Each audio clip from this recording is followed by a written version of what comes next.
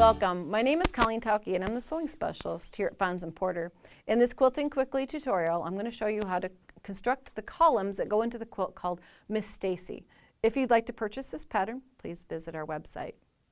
This is a fun fabric reminiscent of Anne of Green Gables. So if those were books that you enjoyed as a child, or maybe you know a child who's enjoying them today or has seen the shows on PBS, this is a perfect way to kind of put all of that enjoyment of reading into a quilt. So the fabrics have carriages and houses that are reminiscent of Anne of Green Gables. We've got two greens that are an upper border and a bottom border, and then the columns within.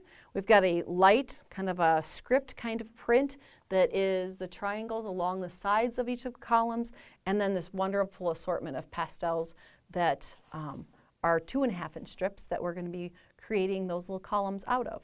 So let's get started. Anne of Green Gables was a fun book that I had enjoyed as a child. And when this fabric came out, I was like, oh, how perfect. Great way to reminisce of and read something really great. So we're going to be creating strip sets, and I've got half length here just because of space. We're going to take 3 of them and create the center portion of our strip set. And as you do this, remember always to join 2 together. Stop, go to the iron, press your seam allowance to one side, then join the 3rd strip.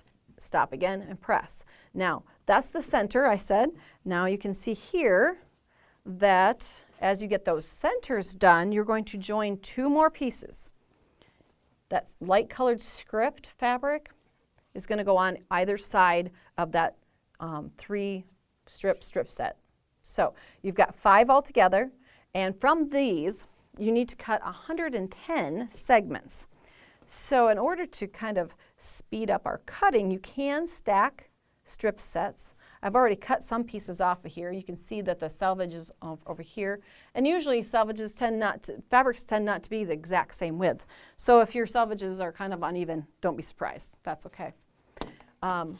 If you are new to cutting strip sets like this, just do 1 layer at a time. If you are a little more confident quilter, you can stack layers up, and I'm trying to get them parallel along one side so that I can cut multiple pieces, because 110 pieces is quite a few to cut.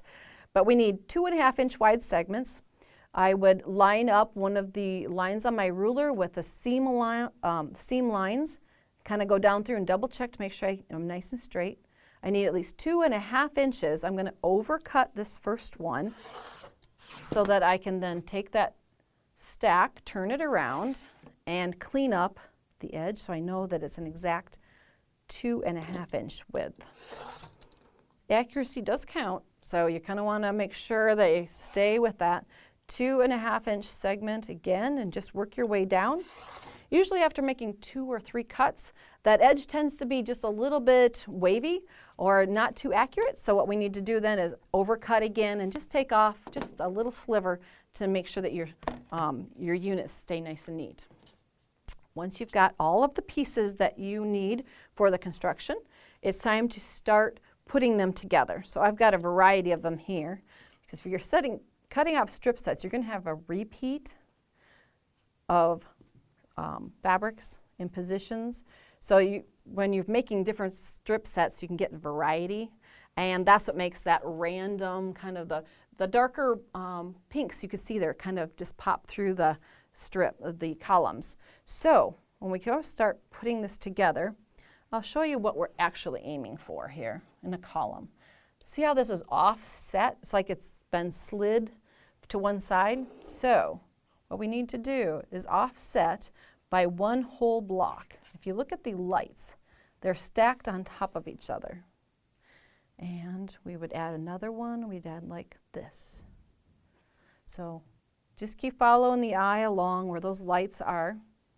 And I'll show you how we add the pieces onto this. Once you've got, follow your instructions, the diagrams are going to show you how to do this offset. But when you go to join them together, you want to remember to have that slid. You're going to have, see how this doesn't, it kind of goes into nothing, the little 1/4-inch seam allowance. But that's okay. That's where it's supposed to be. So you can, and if I flip this around, actually I'll get opposing seams. If you want to plan ahead, you can do opposing seams. Or what you can do is sometimes quilters will call it corrective pressing. is if the seam allowances aren't going to abut, going in opposite directions, you can always go to the iron and flip them the other direction. It's always that option. Once they're pressed, it's not set in stone forever. You can always change it. So, 1/4 inch seam allowance. Sometimes I would think we get a little worried that once we've pressed it, it has to stay there and we don't have the option to change it, but in our quilt rooms, we can do what we want. Okay, take that out. I'll turn it around. We added one to the top. So here is the next one. We would take that to the iron and press and do the same repeat. Just keep adding pieces until you get the number that your pattern requires to make the entire column. Now you're going to look at that bottom and say, but that's not a squared off end. How do I get the bottom and top of my column? Well, we have you take your ruler and you're going to come in and you're going to take away some of these, but still this is the fastest way for you to make this as strip sets that are all consistent and then just take away. We're quilters, we waste a little fabric now and then, that's okay. We're going to be looking for 1/4 inch seam allowance here from this intersection. So your diagram will show you exactly where to cut.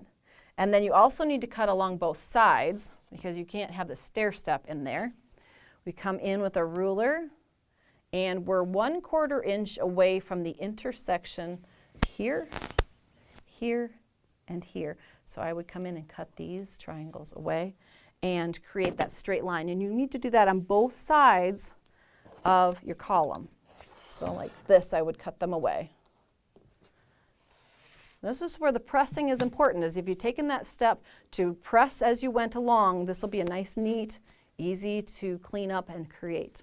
Then once you get all of your columns created, you're going in with a little green print and making sashing bars, the top and bottom border, and Miss Stacy is all of yours for every memory that you enjoyed those books. If you'd like to see more of our Quilting Quickly tutorials, please visit our website. Thanks for joining me today.